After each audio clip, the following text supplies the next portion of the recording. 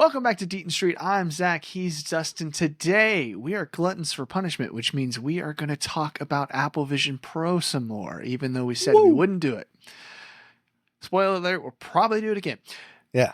Before we get into that, please consider liking and subscribing and commenting, even if you disagree with everything we're about to say, because we're going to share some unfavorable opinions about Apple Vision Pro again, but maybe we found the solution. Maybe we're going to solve all of Apple's problems. Tim Cook, give us a ring. So, Dustin, where are we coming from here? We have a couple videos in the past that said that maybe we don't really believe that Apple Vision Pro is a great product, but maybe we've changed our tune because of this one feature. What is that? Spatial video. Ooh. Yep. So, if those of you who have watched WWDC, Apple stepped out of their jurisdiction a little bit there and announced something from Canon. Will offer a brand new spatial lens for their popular EOS R7 digital camera. Which threw me off and threw me off even more because they said my specific Canon camera, the R7. Canon apparently is developing or has developed a spatial lens that will be for APS-C sensors. Those of you who don't know, most of your cameras that are APS-C sensor are more of your like consumer price range camera. They're in the lower end.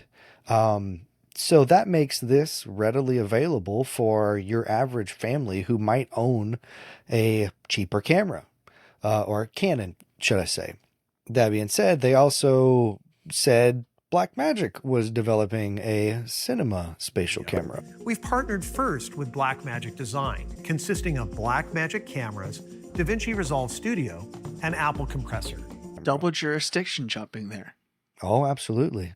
They're making it available for creators to step into the realm of creating spatial video. Because I think, what is it now? Like they only have a limited amount of that spatial demo video on the Vision Pro. Yeah, I mean, but the other thing too is for just average consumers, if you have, I know at least Apple 15 Pro or the iPhone 15 Pros have these. Come on, focus. Come on, there we go. There we go. So they have spatial cameras in it, but for a lot of content creators, once you kind of step beyond that first kind of base level, getting into content creation, maybe iPhone cameras aren't good enough, right? So exactly, jump into Canon. I mean, we know a lot of folks have Canon. There's no option right now for Sony, but I could buy the whole camera rig, right? So another thing that they announced in WWDC that has to do with spatial video, spatial photos, is the ability to take photos, I believe, that are not spatial in 3D and change them. So Tim Cook had a very heartfelt moment in one of either the interviews that I saw of him or in the presentation itself that talked about his parents who have passed away before this tech came out. And he has photos of them. And this new technology can change that to be spatial or 3D and give it a little bit more of the ability to feel like you're in the room with someone. Yeah. And so I think that was touching. I think that's a really great use of this type of tech. But with all of that, right, that kind of mid-sumer and then that almost, prosumer with the Blackmagic. Yeah, that camera's a tank, bro. Yeah, I mean, so what's the deal here? Is this Apple's start coming out with cheaper versions of the Vision Pro so that your normal consumer can jump in and then start watching content on it, right? Yeah. I mean, that opens the doors for YouTubers to get one of the Canon lenses, and rig that up and make videos that are spatial. I don't know the stuff that we do like this. Like, would you want a spatial video of this? Would you feel like you're sitting in the same room as we discuss all of this stuff? Yeah. Cause I mean, you could easily get another R7 and put that other lens and just recrop everything. And we could record the video in two different ways. Right. And you could have just your spatial ability to sit and listen to someone talk. I mean, you could watch your favorite podcast when you're sitting at the table with them.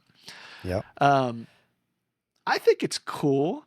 I think that maybe this will save Apple Vision Pro, as we say, as there are new use cases for this. And if more and more creators jump onto this bandwagon, sure the Marquez Brownlees of the world, maybe the iJustines of the world will jump into something like this. But is it enough, Dustin?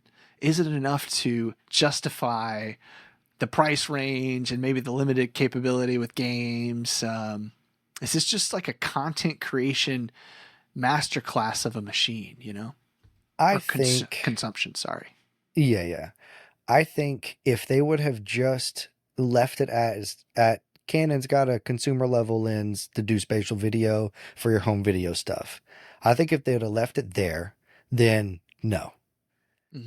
But the fact that they basically said, oh, Blackmagic also is in development of, or has basically finished development of, the cinema level spatial camera that just looks like a beast. It's nuts. The specs are crazy. That's opened it up for movies and like higher budget productions to now try and shoot their films in a spatial sort of way. So that gives a new meaning to 3D.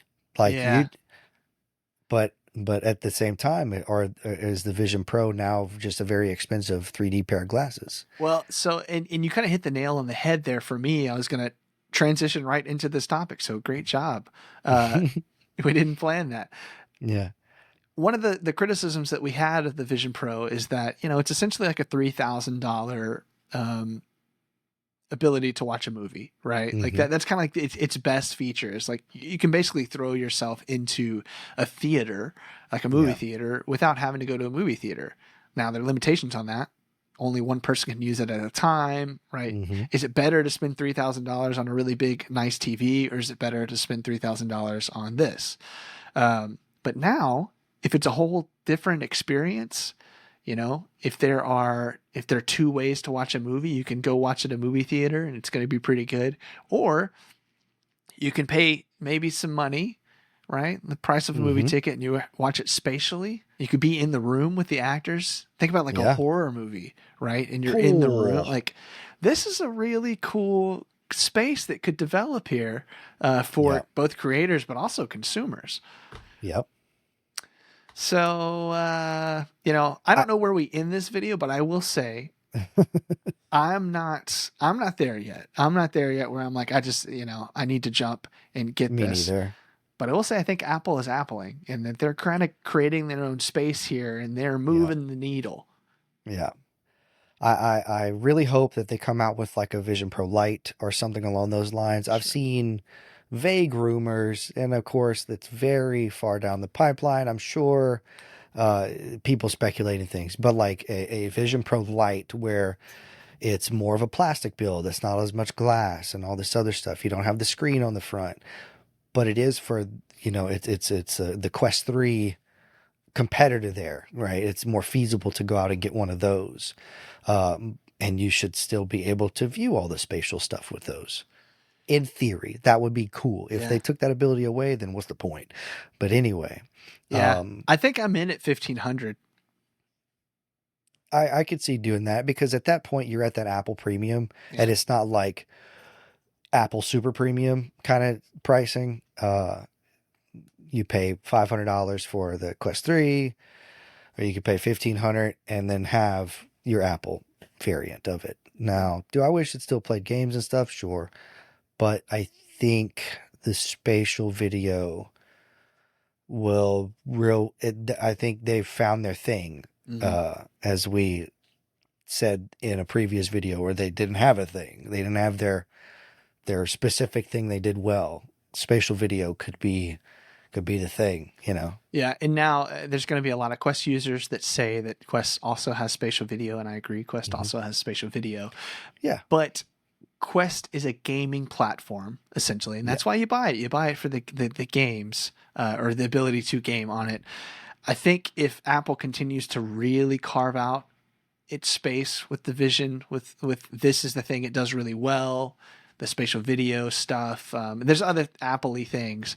I think that you're going to convince more Apple users to buy one of these, which is really where Apple should focus. I don't think that Apple is going to be able to pull people away from the the Quest or even some of the other like high powered VR headsets that are more gaming, right? Like the PC folks that are using those. So I think Apple's appling, like I said before, which I just mean, you know, they come out with something that maybe it's like, I don't get this. And then they're just going to start peeling back the onion layers and be like, no, you do get it. We just have to show you a little more, and the tech needs to develop. So Tim's cooking. That's, oh Jesus. All right. Well, that's all we got on that pun. I hope you'll have a great week. We'll see Wednesday and Friday. Yeah. Peace. See ya. I'm walking the streets of nowhere.